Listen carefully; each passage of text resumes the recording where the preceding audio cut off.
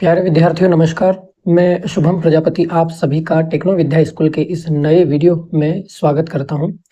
यह वीडियो कक्षा 9वीं की हमारी जो कंप्लीट वीडियो ट्यूटोरियल सीरीज है उसका अगला वीडियो है और इसमें हम प्रश्नावली 1.2 के प्रश्न क्रमांक 3, उदाहरण नंबर 3 और उदाहरण नंबर 4 को हल करना सीखेंगे। देखिए, अगर हम इन तीनों ही प्रश्नों को अभी सीधे ही हल करना सीखते हैं तो मुझे लगता है कि आपको समझने में काफ़ी परेशानी होगी। क्यों? वह इसलिए क्योंकि इनको हल करने से पहले हमें कुछ बेसिक जानकारियाँ जो है समझ लेना बहुत ही ज़रूरी है।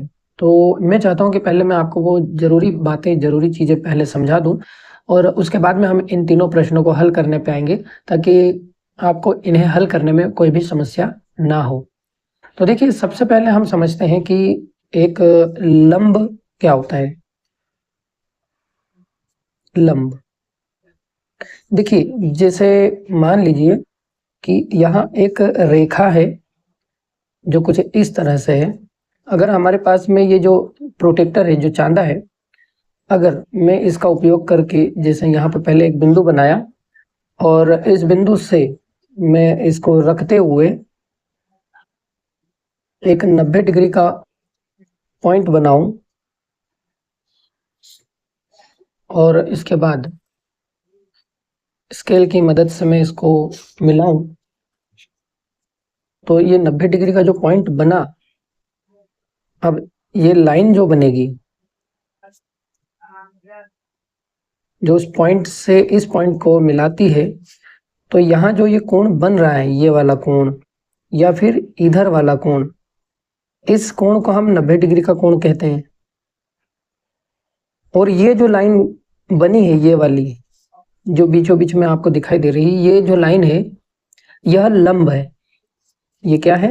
लंब है। किस पर लंब है? इस वाली रेखा पर लंब है। मान लीजिए कि अगर ये रेखा AB है और ये वाली जो रेखा है यह PQ है, तो PQ जो है वह AB पे लंब है। और लंब क्यों है? क्योंकि ये जो लंब है, ये जो रेखा PQ है, यह AB से 90 डिग्री का कोण बना रही है। तो जब दो रेखाएं आपस में 90 डिग्री का कोण बनाए, 90 अंश का कोण बनाए, तो एक रेखा दूसरी रेखा पर लंब होती है। ठीक है, ये तो हो गया लंब। अब दूसरा जो हमें समझना जरूरी है वो ये है कि ये जो लंब होता है ये आखिर कहाँ कहाँ होता है, किन किन आकृतियों में होता है।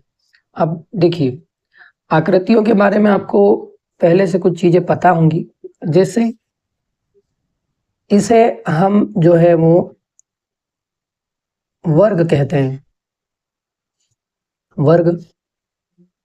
एक जो होता है ये आयत होता है। आयत को हम इस तरह से भी बना सकते हैं, ये भी आयत है और ये भी आयत है। अच्छा, जो हमारा वृत्त होता है, ये जो वृत्त है इस पर भी लंब होता है। सॉरी, कैसे?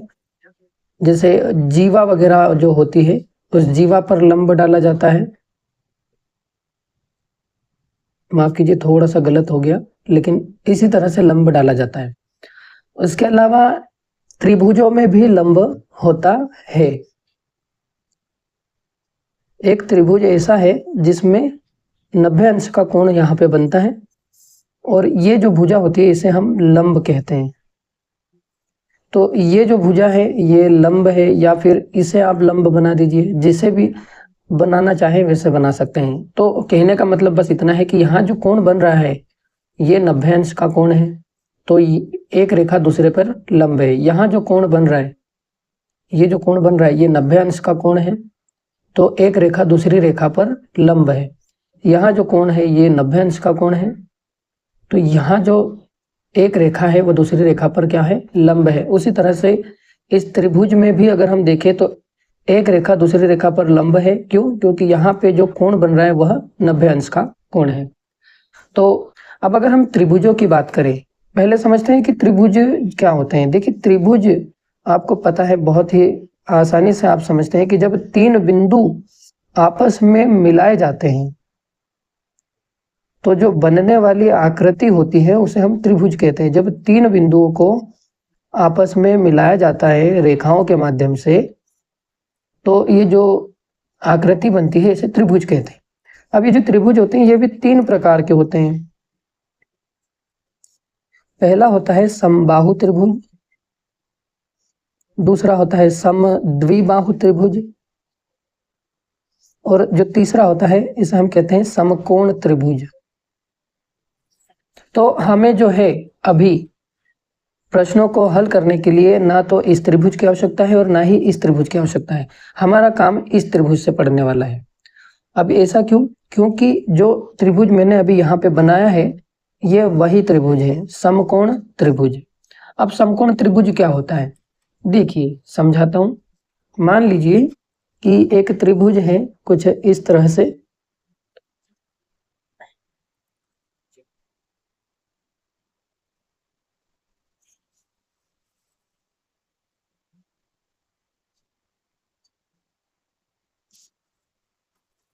तो यहाँ पर जो कोण बन रहा है ये 90 अंश का कोण है और ये 90 अंश का कोण है इसीलिए इसे हम समकोण त्रिभुज कहते हैं।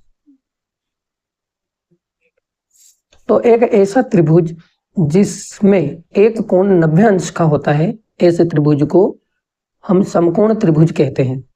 अब जो समकोण त्रिभुज होता है इसमें जो ये भुजा होती है और ये भुजा होती है, ये दोनों भुजाओं को हम अलग अलग नामों से जानते हैं। या तो आप इसे लंब कह दीजिए और इसे आधार कह दीजिए,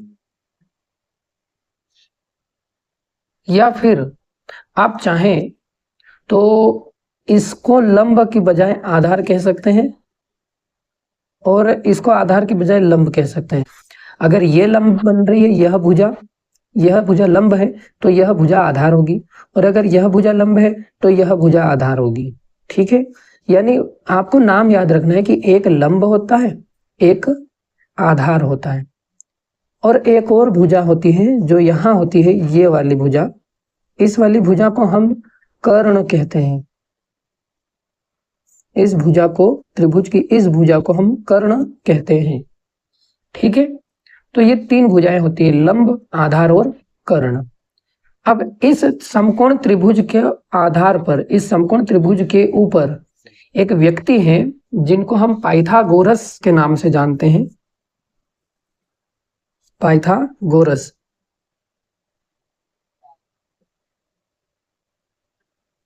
इन्होंने अपना एक नियम दिया, एक प्रमेय दिया जिसे हम पाइथागोरस प्रमेय कहते हैं। पहले तो ये समझिए कि प्रमेय का मतलब क्या होता है। प्रमेय का मतलब एक ऐसा नियम होता है जो कि पूरी दुनिया मानती है और मानना ही पड़ती है। क्यों? वो इसलिए क्योंकि यह साबित हो चुका होता है कि यह नियम सही में, सच में सही तरीके से काम कर रहा है। ठीक है, और इस नियम को जो है वो पाइथागोरस नाम के एक व्यक्ति ने, जो कि गणितज्ञ थे, उन्होंने दिया, इसलिए उस नियम का नाम क्या पड़ा? पाइथागोरस प्रमेय। अब ये नियम, ये जो प्रमेय है, ये क्या कहता है? तो इसमें उन्होंने सिंपल सा इतना सा एक बात बताई कि अगर हमारे पास में एक समकोण त्रिभुज है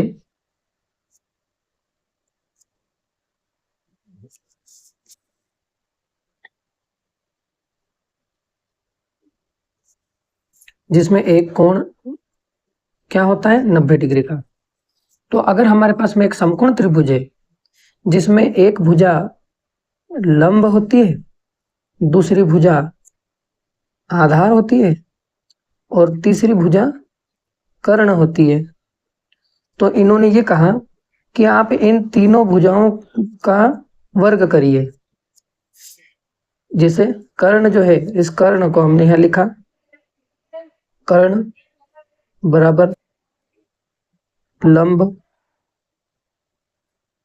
धन आधार। तो इन्होंने यह नियम दिया, यह सूत्र दिया कि कर्ण का अगर हम वर्ग कर दें, यानी घात में 2 लगा दें, तो वह लंब के वर्ग और आधार के वर्ग लंब के वर्ग और आधार के वर्ग के योग यानी जोड़ के बराबर होता है। कौन? कर्ण का वर्ग। यानी जब हम लंब का वर्ग कर दें और आधार का वर्ग कर दें और उन दोनों को आपस में जोड़ दें तो हमको उत्तर में कर्ण का वर्ग मिल जाएगा। ये नियम दिया था पाइथागोरस ने। अब इसको ऐसे समझिए कि मान लीजिए कि कर्ण का मान यहाँ पे लंब का मान यहाँ पे 2 है और आधार का मान यहाँ पे 3 है, लेकिन हमारे पास कर्ण का मान नहीं है कि ये भुजा कितने सेंटीमीटर की है। तो ये हम निकाल सकते हैं। कैसे? इस सूत्र की मदद से। हम इस सूत्र में मान रखेंगे। हमने रखा लंब का मान 2, तो यहाँ हमने लंब का मान 2 रखा, तो 2 के ऊपर अब घात में क्या हो जाएगा? 2। ये बीच में धन का चिन्ह वैसा का वैसा, और आधार का मान भी रखेंगे 3, तो 3 की घात में भी हो जाएगा। अब आधार की घात 2 है तो 3 की घात भी 2। इस तरह से अब क्या होगा? अब इनको हल करेंगे। 2 की घात 2 मतलब 2 में 2 का गुणा, 3 की घात 2 मतलब 3 में 3 का गुणा, और बीच में क्या है? यहाँ पे धन का चिन्ह वैसा का वैसा, और ये बराबर। अब यहाँ हम क्या ऊपर से क्या चलता आ रहा है? कर्ण की घात में 2, तो इसको हम वैसे ही उतार देंगे नीचे।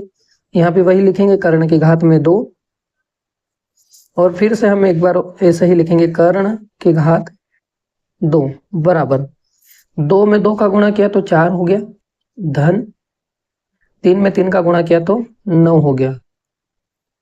अब कर्ण की घात हो गया 2, वापस वैसे के वैसे। 4 और 9 को जोड़ दिया, 4 और 9 को जोड़ा तो 13 आ गया। अभी जो 13 आया है ये तो कर्ण की घात 2 का मान है, लेकिन हमको केवल कर्ण का मान चाहिए। तो कर्ण का मान निकालने के लिए इस घात को हटाना पड़ेगा। तो ये घात को जब हम हटाएंगे यहाँ से, तो ये दूसरी तरफ जो है ये करणी के रूप में इस संख्या पर लग जाएगी। ये जो घात है यहाँ से हटाई तो यह दूसरी तरफ जाएगी तो उस पर करणी के रूप में लग जाएगी। ठीक है, तो इस तरह से हमने जो है वो तीसरी भुजा का मान निकाला, यानी कर्ण का मान निकाल लिया, करणी 13। तो ये वाली जो भुजा है, ये वाली भुजा यहाँ से यहाँ तक, इसका मान कितना निकला है? करणी 13। ये है इसका उत्तर यहाँ से यहाँ तक का। अब बात समझने वाली ये है कि आखिर इनका, इस प्रमेय का, ये जो लंब है इस लंब का और ये समकोण त्रिभुज का, इनका जो है क्या प्रयोग होने वाला है हमारे उस प्रश्न में। तो चलिए अब हम सीधे प्रश्न की ओर बढ़ते हैं और जो प्रश्न क्रमांक 3 है उसे हल करते हैं। देखिए, इसके लिए हम सबसे पहले क्या करेंगे, यहाँ पर साइड में यहाँ लिखेंगे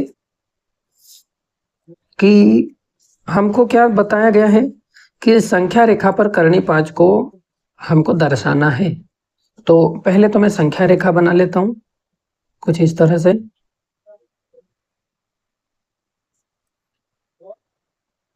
और मैं यहाँ पर जो है वो 3-3 नंबरों की यूनिट लूंगा।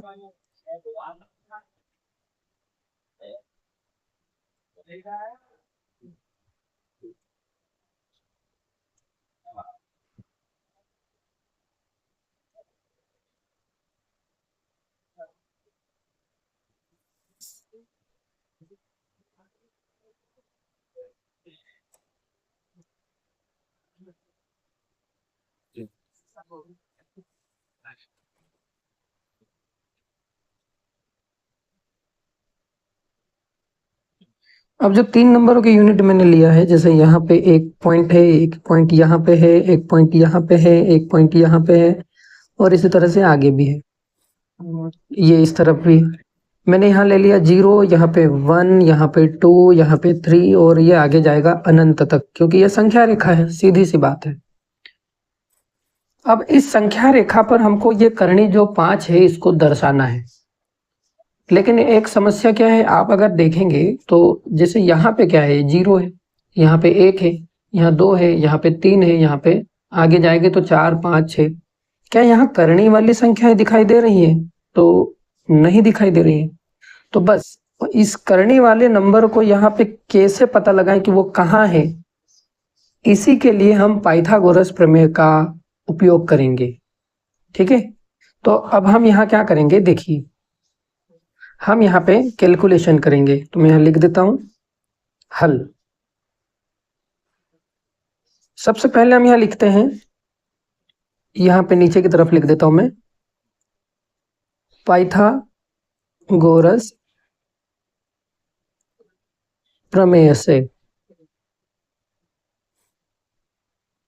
अब देखिए पाइथागोरस प्रमेय से क्या करेंगे हम, अभी हमने यहाँ पे एक चीज समझी कि हमारा जो कर्ण है वो करणी के अंदर है, करणी के अंदर कर्ण है। अब इसी चीज को अगर मैं उल्टा करूं, कैसे, इस प्रश्न के लिए, तो अगर हम यहाँ देखते हैं प्रश्न में, तो ये 5 भी तो करणी के अंदर ही है। जैसे ये 13 करणी के अंदर है, ऐसे ये 5 भी करणी के अंदर है। तो क्यों ना इस 13 को हटा के मैं यहाँ पे 5 लिख दूं, कुछ इस तरह से। जैसे मैंने लिखा कर्ण, मैंने कुछ देर के लिए मान लिया, माना कर्ण बराबर कितना है, करणी 5। यानी हम ये जो प्रोसेस, अभी ये जो काम करते आए थे, हम ऊपर से नीचे की तरफ आए, अब हम नीचे से ऊपर की तरफ जाएंगे और हम लंब और आधार को निकालेंगे। क्योंकि अभी हमको सिर्फ कर्ण पता है, वो भी हमने माना, इस प्रश्न में करणी 5 दे रखा है इसलिए। तो हमने मान लिया कि कर्ण जो है वो क्या है, करणी 5। तो अब जैसे इस प्रश्न में क्या हुआ था, यहाँ पे करणी 13 लिखा हुआ था, लेकिन करणी 13 से ठीक ऊपर क्या है, 13। करणी 13 से ठीक ऊपर 13 है, और कर्ण के ऊपर क्या लगा है, घात में 2। तो ऐसे ही यहाँ पे अगर मैं यहाँ कर्ण के ऊपर घात में 2 लगाऊं, तो इधर से ये करणी हट के सिर्फ 5 रह जाएगा। ठीक है, अब जैसे यहाँ 5 आ गया, अब इस प्रश्न को देखो, इस 13 में ये जो 13 है, ये जो 13 है, ये 13 2 नंबरों से मिलके बना है। पहला है 4 और दूसरा है 9। और ये 4 और 9 भी एक संख्या के वर्ग हैं, एक 2 का वर्ग है और एक 3 का वर्ग है। तो वैसे ही इस 5 के भी हमें क्या करने हैं, 2 टुकड़े करने हैं, और कुछ ऐसे करने हैं कि दोनों वर्ग करने पे आपस में जोड़े तो 5 आ जाए। तो मैंने क्या किया, यहाँ लिख दिया 4 धन 1, 4 धन 1 यहाँ पे। अब ये 4 धन 1 लिखा, तो अब इससे क्या हुआ कि ये 4 और 1 को जब जोड़ेंगे तो वापस ऊपर वाला 5 आ जाएगा। यहाँ कर्ण की घात में 2 वैसा का वैसा।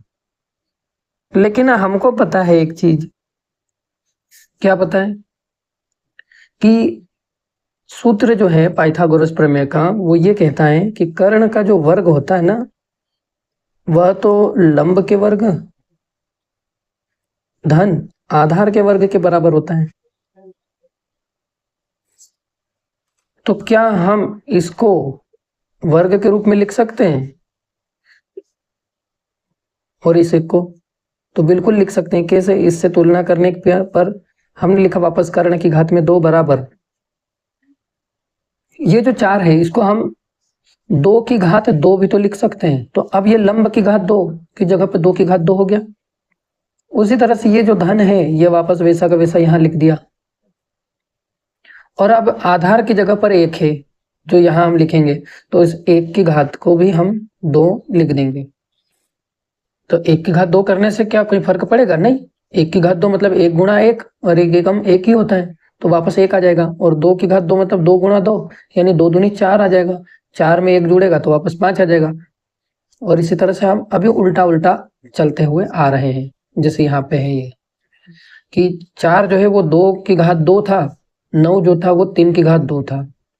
अब ये जो 2 की घात 2 है, इसमें अगर हम घात वालों नंबरों को हटाएं तो अंदर लंब की जगह पे 2 बैठा है और आधार की जगह पे अंदर 3 बैठा है। वैसे ही यहाँ पे इस घात वाले नंबर को, यानी इस घात को छोड़ दो, इस कोष्ठकों, इन कोष्ठकों को भी छोड़ दो, यहाँ भी घात को छोड़ दो, कोष्टकों को छोड़ दो। अंदर कौन है? लंब है। यहाँ अंदर कौन है? 2 है। कोष्टक के अंदर यहाँ पे 2 है और यहाँ कोष्टक के अंदर लंब है, तो लंब का मान 2 हुआ और आधार का मान अंदर जो है वो 1 है। फिर से समझो क्या बोलना चाह रहा हूँ। यहाँ कोष्टक में लंब की घात 2 है और यहाँ आधार की घात 2 है। मैं कह रहा हूँ कि कोष्टक के अंदर कौन है, सिर्फ उनको ध्यान से देखो। अंदर यहाँ पर लंब है और यहाँ पर 2 है, तो लंब का मान 2 हो गया। यहाँ अंदर आधार है और यहाँ कोष्टक के अंदर 1 है, तो आधार का मान 1 हो गया।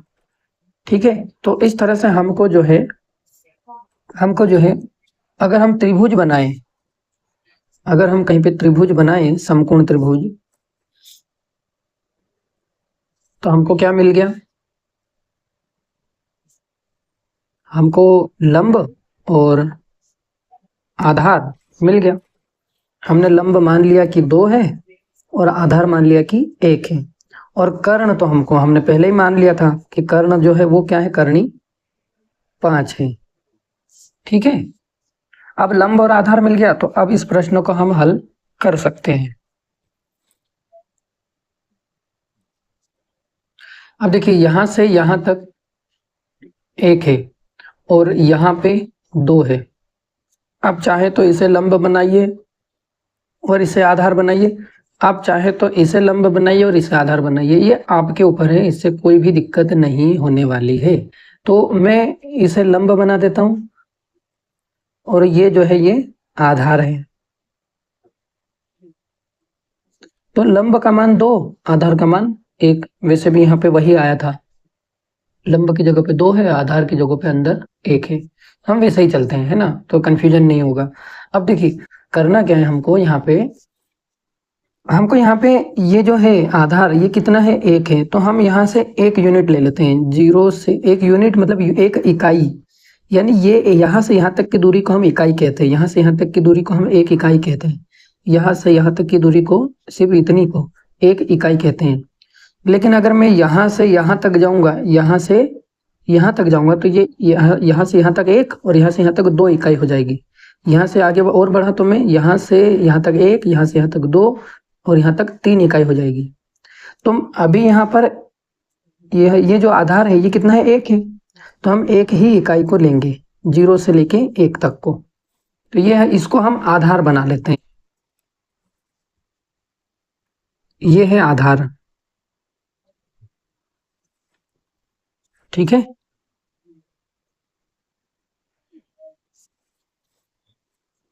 अब ये अगर आधार है तो लंब इधर ही ऊपर कहीं पे बनेगा। और लंब अगर बनाना है तो मैंने बताया है कि लंब बनाने के लिए हमको कितने डिग्री का कोण चाहिए? 90 डिग्री का। तो हम यहाँ पर इस तरह से चांदे को रखेंगे और 90 अंश का एक कोण बनाएंगे।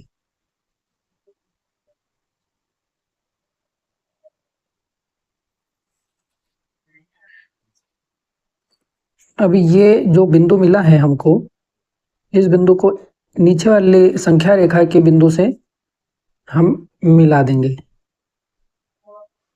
कुछ इस तरह से। अब देखिए हमारा जो आधार है वो 1 है, तो ये 1 यूनिट हो गया। लेकिन लंब जो है वो कितना है? 2 है। तो यहाँ पे हमको लंब 2 यूनिट लेना पड़ेगा। ये जो लंब है ये 2 यूनिट लेना पड़ेगा। आधार 1 था तो ये हमने 1 यूनिट ले लिया, आधार बना लिया। और लंब जो है वो 2 है, तो यहाँ पे लंब को हम 2 यूनिट लेंगे। अब 2 यूनिट लेंगे तो उसके लिए हम क्या करेंगे? इसका यूज करेंगे। हम क्या करते हैं, पहले यहाँ संख्या रेखा से 2 यूनिट का मान निकाल लेते हैं। तो ये 2 यूनिट के बराबर इसको मेजर कर लो, माप लो।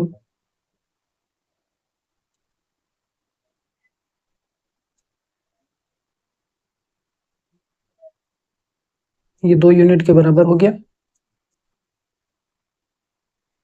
देखो मैं क्या कर रहा हूं, मैं आपको बताता हूं। देखिए यहां से यहां तक 1 यूनिट, यहां से यहां तक 2 यूनिट। तो ये 2 यूनिट का मान निकालने के बाद हम इसको यहाँ पे रखेंगे सुई को, और यहाँ ऊपर से की तरफ हम इसको कट लगाएंगे, चाप खींचेंगे।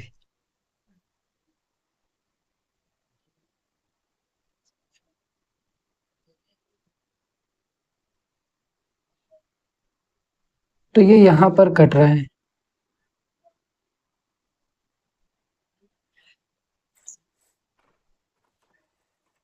इस लाइन को थोड़ा सा आगे बढ़ा देते हैं, इस तरह से। अब क्या करना है हमको, अब जैसे देखिए, आधार बन गया, ये रहा, लंब बन गया, ये रहा, आधार भी है और लंब भी है। अब हमको कर्ण बनाना है ये। तो कर्ण बनाने के लिए हम इसमें जहां ये कट रहे हैं उस बिंदु से इस नीचे वाले बिंदु को मिला देंगे।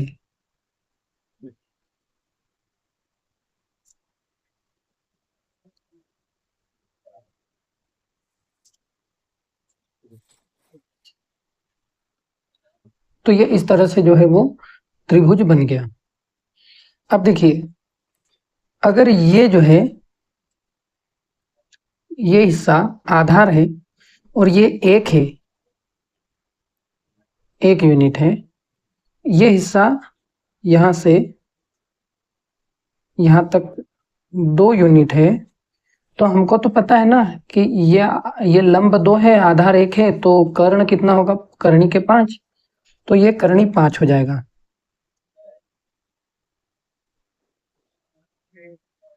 ठीक है। और अगर ये कर्णी 5 है तो ये कर्णी 5 हमको यहां नहीं चाहिए, हमको तो इस पे चाहिए, संख्या रेखा पे। ये इधर है, ऊपर की तरफ है, पर हमको ये नीचे लाना है। तो नीचे लाने के लिए हम फिर से इसकी मदद लेंगे, प्रोटेक्टर की, सॉरी, डिवाइडर की। यहां से हम इसको पूरे अच्छे से माप लेंगे, और अब हम इस तरह से एक चाप खींचेंगे।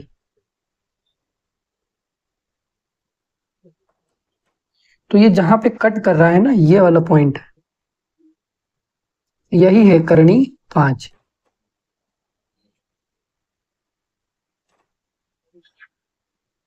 कर्णी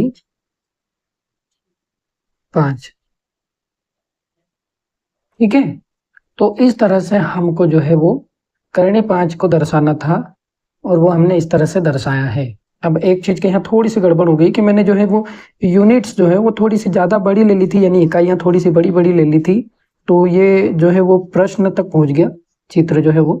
पर इस चीज की आप टेंशन मत लीजिए, आप इसके प्रैक्टिस करेंगे तो आप अच्छे से बना पाएंगे। ठीक है।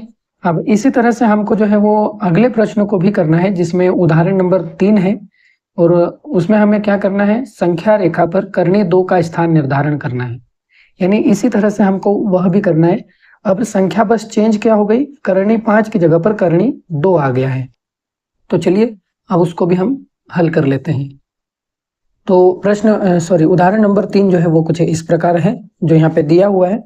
तो इसमें भी हम सबसे पहले यहाँ पे लिखेंगे हल, और मैं काम करता हूँ इस बार, मैं जो पाइथागोरस प्रमेय वाला जो हमने काम पिछले सवाल में किया था वो पहले ही कर लेता हूँ यहाँ पे। ठीक है। तो मैं यहाँ लिखूंगा पाइथागोरस प्रमेय से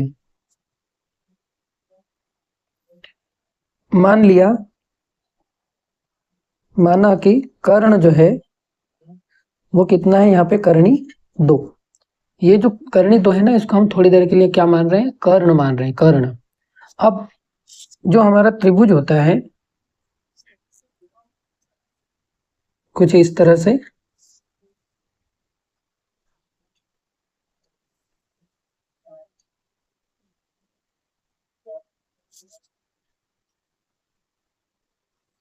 तो ये समकोण त्रिभुज मैंने बनाने की कोशिश की है। ठीक है।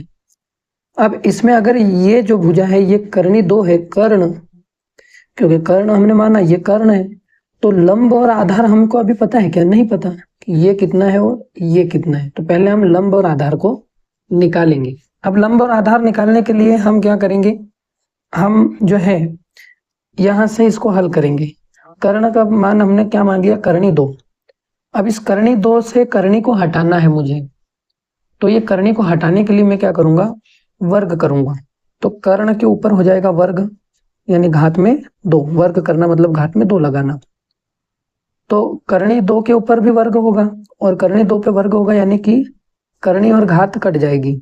यहाँ सिर्फ 2 बचेगा। सीधा सा अर्थ समझिए कि ये करणी हटा रहे हैं हम, तो ये करणी हटने की वजह से यहाँ दूसरी तरफ जो है वह वापस घात लग जाएगी। समझे, इतनी सी बात को ध्यान में रखना है कि यहाँ से करणी को अगर हटा रहे हैं तो इस करणी को हटाने की वजह से ये संख्या करणी से हट गई, तो अब नॉर्मल संख्या हो गई, साधारण संख्या हो गई। करणी हट गई तो इस तरफ जो है ना घात में 2 लग जाएगा। बस इतना दिमाग में रखिए। अब क्या हुआ, अब आगे हमको क्या करना है, कर्ण की घात 2 बराबर में आ गया 2। तो इस 2 को अब हम कुछ 2 हिस्सों में बांटेंगे। 2 ऐसे नंबरों में लिखेंगे कि उनका अगर हम वर्ग कर दें और जोड़ दें तो वापस 2 आना चाहिए। तो मैं लिखूंगा 1 की घात में 2 धन 1 की घात में 2। 1 की घात 2 धन 1 की घात 2। इससे क्या होगा, 1 की घात 2 का मतलब क्या होता है, 1 की घात 2 का मतलब होता है 1 गुणित 1। ठीक है, 1 की घात 2 का मतलब होता है 1 गुणित 1 और इसका मतलब होता है 1। ठीक है, तो इसको खैर यहाँ नहीं लिखना था मैंने, पर वो लिख दिया है, कोई बात नहीं। तो यहाँ 1 की घात 2 का मतलब 1 और यहाँ भी 1 की घात 2 मतलब 1। तो 1 और 1 को जब आपस में जोड़ेंगे तो कितना हो जाएगा, वापस से ये 2 हो जाएगा। और इस तरफ कर्ण की घात 2 वैसे के वैसे ही आएगा। अब कर्ण की घात 2 को फिर हमने वैसे ही लिखा बराबर। यहाँ अगर हम सूत्र से तुलना करें तो पाइथागोरस प्रमेय का जो सूत्र होता है वह क्या होता है, कर्ण की घात 2 बराबर लंब की घात 2 धन आधार की घात में भी 2। अब अगर आप देखोगे तो लंब की जगह पे कौन है अंदर, इस लंब ये कोष्ठक के अंदर यहाँ पे कौन है, लंब, और यहाँ पे कौन है, 1। तो लंब का मान हो गया 1। यहाँ कोष्ठक के अंदर आधार है, यहाँ कोष्ठक के अंदर आधार की जगह पे कौन है, 1। तो हम कह सकते हैं क्या कि जो हमारा लंब है, जो लंब है, अतः लंब का जो मान है वह भी 1 है और आधार का जो मान है वह भी 1 है। लंब और आधार हमने निकाल लिए, तो ये भी 1 हो जाएगा और यह भी 1 हो जाएगा, यानी इतना हिस्सा भी 1 है, इतना हिस्सा भी 1 है। तो ये क्वेश्चन मार्क हटा देंगे हम। ठीक है, अब हम संख्या रेखा पे इसको दर्शाते हैं। तो सबसे पहले तो हम संख्या रेखा को बना लेते हैं।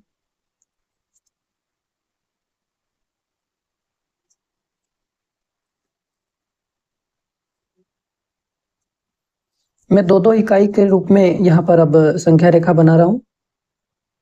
सॉरी, 2 सेंटीमीटर की एक इकाई बना रहा हूँ।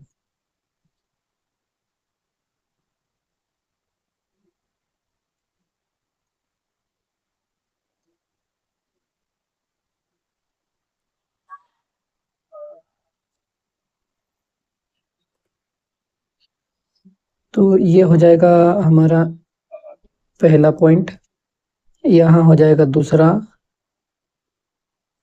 यहाँ पे है तीसरा पॉइंट, यहाँ पे है चौथा पॉइंट, यह है 5वां पॉइंट। ठीक है, ये संख्या रेखा कुछ आगे इसी तरह से जा रही है। यहाँ पे अनंत हो जाएगा, ये भी इधर की तरफ जा रही है अनंत की तरफ। यहाँ हम 0 ले लेते हैं, ये 1 है, यहाँ पे 2 और यहाँ पे 3 और ये आगे इसी तरह से 4, 5, 6 धन के अनंत की ओर बढ़ रही है संख्या रेखा। अब हमको सबसे पहले क्या करना है, हमको यहाँ पे देखिए डायग्राम में ये क्या हो गया, हमारा आधार है। हम इसको क्या मान रहे हैं कि ये आधार है, तो आधार का मान जो है वो कितना हो गया, 1। ये जो है ये क्या है, लंब है, तो लंब का मान कितना हो गया, ये भी 1।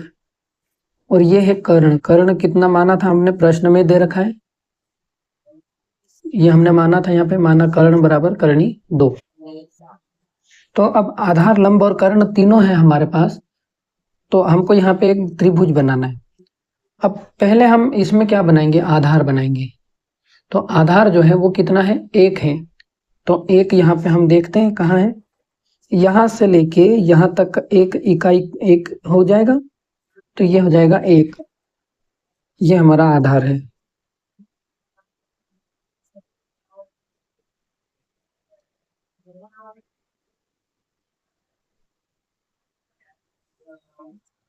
अब आधार के बाद में हमको जो बनाना है वो क्या है, लंब।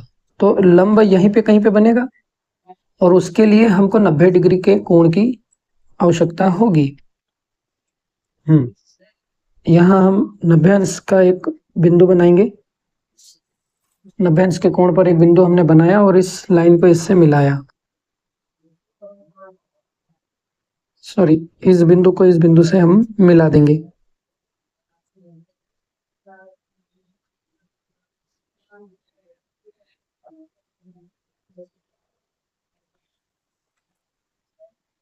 ये मिलाने के बाद में अब जो है हमको इस डायग्राम में देखना है कि ये जो लंब है ये कितना है, 1 है। ये अभी हमने निकाला भी था, लंब बराबर भी कितना है, 1 है। आधार तो हमने 1 बना ही दिया है ये। अब लंब भी हमको 1 ही चाहिए, तो लंब हमको 1 चाहिए, तो यहाँ पे 1 यूनिट इतना हम यहाँ पे हम खींचेंगे। उसके लिए हम चाप काट लेंगे। तो यहाँ पे हमने रखा इसको, और 1 यूनिट के बराबर हमने इसको माप लिया। और मापने के बाद अब यहाँ पे रखकर हम इस पे इस तरह से कट लगाएंगे। अब हम इनको मिला देंगे।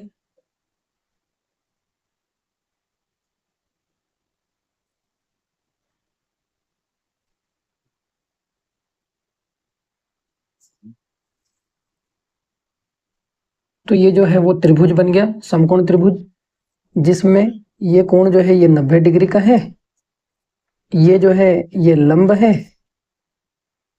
जो 1 इकाई का है, ये आधार है, यह भी 1 इकाई का है, और ये कर्ण है जो करणी 2 है, क्योंकि कर्ण का मान कितना था, करणी 2।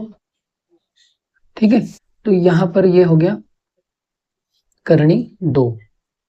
अब कर्ण का मान यहां दिखाई दे रहा है हमको, करणी 2, लेकिन हमको बोला गया है प्रश्न में कि आप जो है करणी 2 को स्थान बताइए, करणी 2 का स्थान कहाँ पे, संख्या रेखा पे बताइए। अब संख्या रेखा तो यहाँ है और करणी 2 उधर घूम रहा है, तो हमको उसको वहां से नीचे लाना है। ठीक है, और नीचे लाएंगे तो इसके लिए हम फिर से एक चाप काटेंगे। तो यहाँ रखेंगे, करणी 2 जितना है उतना हम माप लेंगे, और फिर यहाँ से इस तरह से संख्या रेखा पर एक कट लगाएंगे। अब जैसे ये कट लगा तो ये जो बिंदु मिल रहा है ये यही है हमारा करणी 2। ठीक है, तो इस तरह से हमने करणी 2 को भी संख्या रेखा पर दर्शा दिया है। अब हम अगले प्रश्न की ओर बढ़ते हैं, और अगला प्रश्न है हमारा कि वास्तविक संख्या रेखा पर कर्ण 3 का हमको स्थान निर्धारण करना है। यह है हमारा उदाहरण नंबर 4। तो अब हम इसको हल करते हैं, और यहाँ हम लिख देते हैं हल, और अब यहाँ लिखेंगे हम पाइथागोरस प्रमेय से माना कि जो कर्ण है वो कितना है, प्रश्न में कितना दिया है, करणी 3, तो कर्ण बराबर हो गया करणी 3। अब कर्ण का मान अगर करणी 3 है तो कर्ण की घात में अगर 2 लगाएं हम, कर्ण की घात में अगर हम 2 लगाएं तो यहाँ पर ये कितना रह जाएगा 3। क्यों? क्योंकि यहाँ से जब करणी हटाएंगे तो वो करणी हट के इस तरफ जो है वो घात बन जाएगी। ठीक है, इस तरह से घात के रूप में वह लग जाएगी। अब कर्ण घात 2 का मान 3 हो गया, तो ये लंब और आधार का योग है। 3 जो है इसमें लंब का वर्ग भी है और आधार का वर्ग भी है। ठीक है, अब देखिए कर्ण की घात 2 बराबर, इसको 2 ऐसे हिस्सों में बांटना है कि उनका हम वर्ग करें और जोड़ें तो 3 आ जाए। अब यहाँ आप 2 तो लिख नहीं सकते, क्योंकि 2 की घात 2 अगर करोगे तो 4 हो जाएगा। तो यहाँ हम क्या लिखेंगे, देखिए ध्यान से समझिए, यहाँ हम लिखेंगे करणी 2 की घात में 2 धन 1 की घात में 2। क्या लिखा मैंने, करणी 2 की घात में 2 और 1 की घात में 2। अब ऐसा क्यों, समझाता हूं। देखिए हमने कर्ण की घात 2 बराबर 3 को हमने क्या लिखा यहाँ पे, करणी 2 की घात में 2 धन 1 की घात में 2। अब ऐसा क्यों लिखा, देखो क्योंकि करणी 2 की घात 2 का मतलब क्या होगा, करणी 2 में करणी 2 का गुणा, और ये धन वैसे के वैसे ही आ जाएगा यहाँ पे। फिर 1 की घात 2 मतलब 1 में 1 का गुणा। अब करणी 2 में करणी 2 का जब गुणा होगा तो होता क्या है, वापस यही आएगा ना, ऊपर वाला। तो ये जो घात होती है कुल मिला के ऐसे समझो कि घात जो होती है ना, ये घात इस करणी को काट देती है। ये जो घात होती है ये करणी को काट देती है, तो बचेगा क्या, सिर्फ 2 बचेगा। यानी करणी 2 में जब करणी 2 का गुणा होगा, करणी 2 में करणी 2 का गुणा जब होगा तो उत्तर में कितना आएगा, 2 आएगा। और धन 1 का 1 में गुणा करेंगे तो 1 आएगा, तो 2 और 1 को जब हम जोड़ेंगे तो वापस से 3 आ जाएगा। तो इसीलिए यहाँ हमने क्या लिखा है, करणी 2 की घात 2 धन 1 की घात 2 यहाँ पे। तो ये 3 का एक हिस्से में हमने करणी 2 की घात 2 लिखा है, धन 1 की घात 2। और अगर हम इसको जो है पाइथागोरस प्रमेय के सूत्र से तुलना करें तो सूत्र क्या होता है, कर्ण की घात 2 बराबर लंब की घात 2 धन आधार की घात 2। और इस सूत्र के अनुसार अगर हम चलते हैं तो कोष्ठक के अंदर यहाँ कौन है, लंब है, और यहाँ कौन है, करणी 2। तो हमको क्या मिल जाएगा, लंब का मान। अंदर यहाँ लंब है और यहाँ करणी 2 है, तो लंब की जगह पर अंदर कौन बैठा है, यहाँ पे करणी 2 बैठा है। तो अतः लंब का मान कितना हो गया, लंब का मान हो गया करणी 2, और आधार का मान क्या हो जाएगा, 1।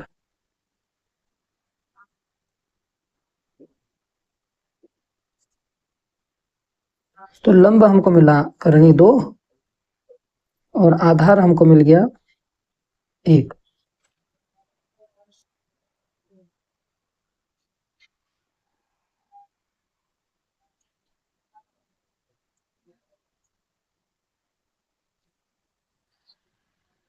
मैं 2-2 सेंटीमीटर के हिसाब से एक एक इकाई ले रहा हूं।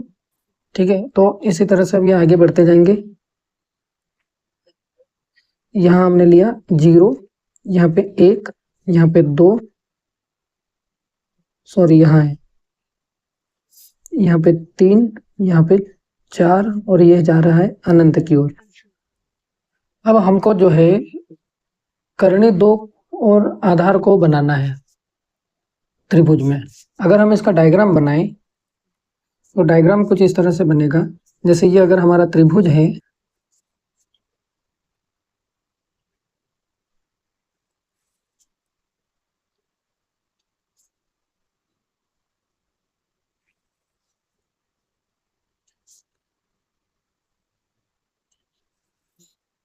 तो ये मान लिया कि ये लंब है, तो लंब हमको कितना मिला, करणी 2। तो ये जो है करणी 2 होना चाहिए। आधार हमको 1 मिला, तो मान लिया कि ये आधार है, तो आधार जो है वो कितना हो जाएगा, 1 हो जाएगा।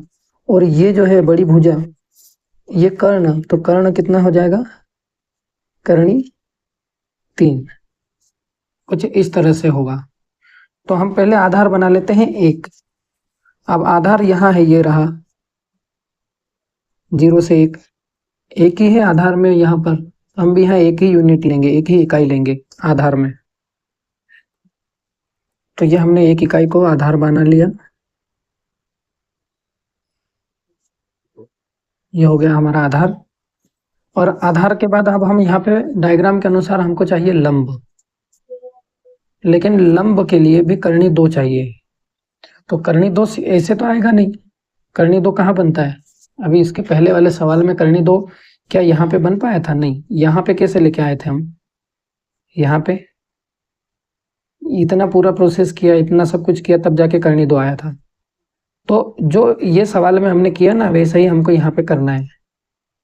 तो करनी दो को पहले लाएंगे, और करनी दो को लाने के लिए पहले हमको यहाँ एक यूनिट चाहिए। ठीक है, करनी दो को लाने के लिए पहले हमको एक यूनिट चाहिए। तो पहले हम एक यूनिट लेंगे। तो हम यहाँ से पहले 90 अंश का एक कोण बनाएंगे।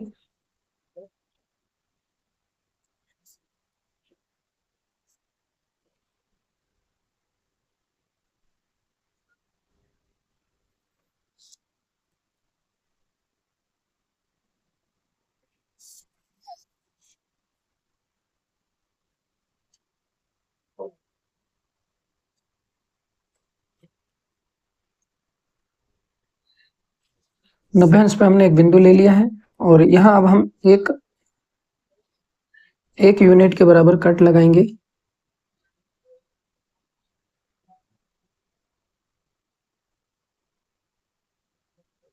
यहाँ पे चाप खींचेंगे इस तरह से, और इनको हम मिला देंगे।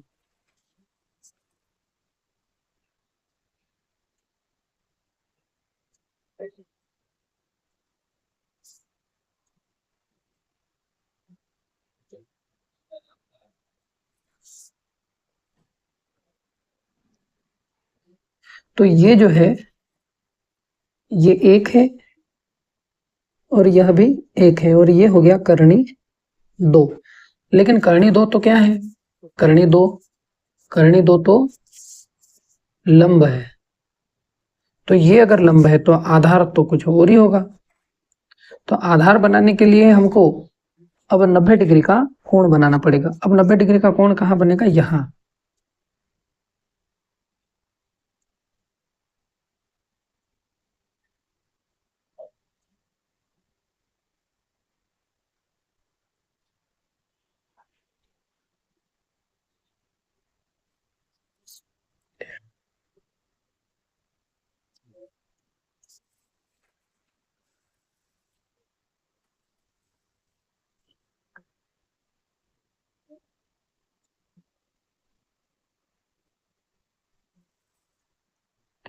ये हो गया लंब, यहाँ हो जाएगा आधार। और आधार कितना है हमारे पास? एक है। तो आधार बनाएंगे तो एक यूनिट ले लेंगे, ये जैसे कि एक यूनिट।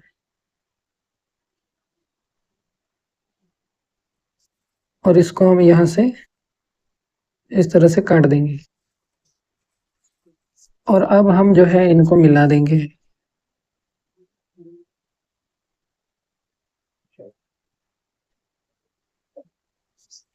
तो ये जो बन के आया ना,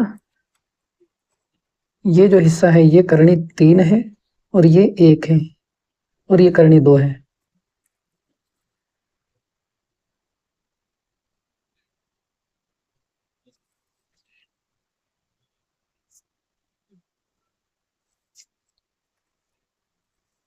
तो इस तरह से ये करनी 3 यहाँ बन गया।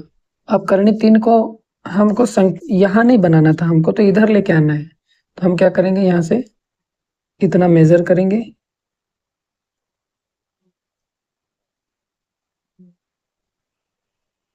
माप लेंगे, और माप लगा के फिर हम इसको यहाँ से इस तरह से चाप काट देंगे। तो ये जो पॉइंट मिला है हमको, ये क्या है? करनी 3। तो इस तरह से हमको इस सवाल को हल करना था। मुझे उम्मीद है आपको यह समझ में आ गया होगा। अगर कहीं पे कुछ भी प्रॉब्लम है, कुछ समझने में परेशानी है, तो आप कमेंट बॉक्स में कमेंट करके मुझे ज़रूर बताइए। मैं अगर आपको इसमें दिक्कत हुई है तो मैं फिर से इस वीडियो को, इस सवाल को करवा दूंगा, एक अलग वीडियो बना के। कोशिश करूंगा उसमें कि इसको और कैसे सिंपल तरीके से मैं करवा सकता हूँ। ठीक है, तो उम्मीद करता हूँ आपको समझ में आ गया होगा। आपको ये वीडियो अगर अच्छा लगा है तो इस वीडियो को लाइक कीजिए, इसे शेयर करिए, और इस चैनल के साथ अगर आप पहली बार जुड़े हैं तो हमारे चैनल को सब्सक्राइब जरूर कीजिएगा। तो मिलते हैं हम अगले वीडियो में एक नए क्वेश्चन के साथ में, नई प्रश्नावली के साथ में। तब तक के लिए अपना ध्यान रखिए, खुश रहिए। जय हिंद, वंदे मातरम।